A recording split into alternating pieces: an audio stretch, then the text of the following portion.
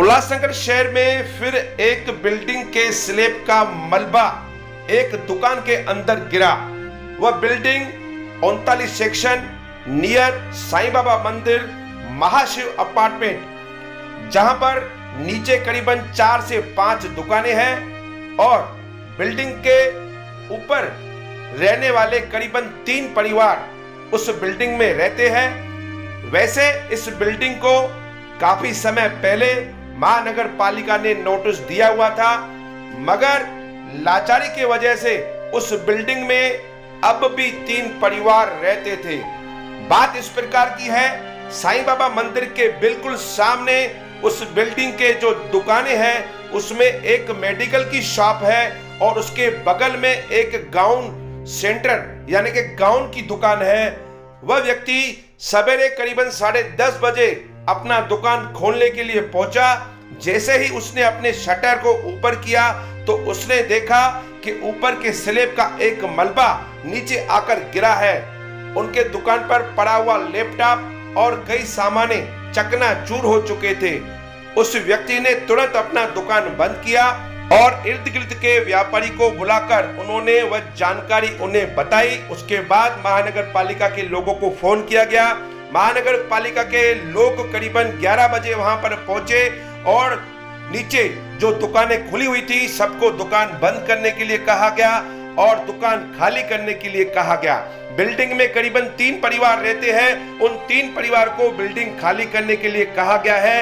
ये एक बड़ी बात है, एक बड़ा हादसा जो होने वाला था। शायद अगर दुकानें खुली होती थी और अचानक जो स्लैब का मलबा किसी व्यक्ति पर गिर जाता था तो फिर एक मौत हो सकती थी। ईश्वर की कृपा से ऐसा कोई हादसा नहीं हुआ। ऊपर वाला भी यही सोचता है कि धोखादायक बिल्डिंग में वह रहने वाले को संकेत तो देता है, मगर कभी कभी उस संकेत को अगर कोई लोग नजरअंदाज करते हैं तो वह आगे चलकर एक हादसे का शिकार बन जाते हैं। तो महाशिव अपार्टमेंट में रहने वाले लोग अब कहां जाएंगे और नीचे की दुकान जो महानगर पालिका ने खाली करने के लिए कहा है, अब वह परिवार किधर जाएगा, ये सोचने की बात है। शहर के नेता जल्द इन बिल्डिंगों के बारे में सोचे और जल्द से जल्द जिस प्रकार से धोखादायक बिल्डिंग में जो लोग रह रहे हैं उनको जल्द से जल्द एक सुविधा मिले ताकि वह अपने ओर से उस बिल्डिंग को रीडेवलपमेंट कर पाए। हम आपको अगले एपिसोड में एक जानकारी देंगे कि उल्लासनगर की काफी सारी धोखादायक बिल्डिंगें जो खाली हो चुकी है उसमें कुछ लोग अपने ओर से इन्वेस्टमेंट करके फ्लैट को खरीदकर बाद में जब डील का समय आता है तो वह आनाकानी करते हैं।